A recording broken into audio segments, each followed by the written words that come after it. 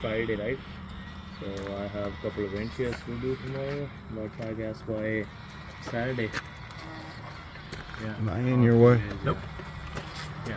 This guy repairing, trying to do what he can for my windshield to make it last longer going up to Alaska. There's just a one glass, With that right? big ship. Like 2 feet by 2 feet. So he's working on it. Okay.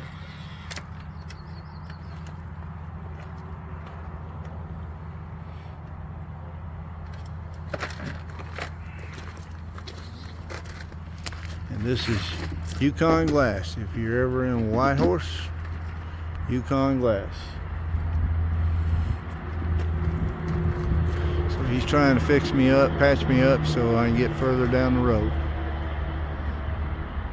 Since it's at least 2 weeks to order a new glass.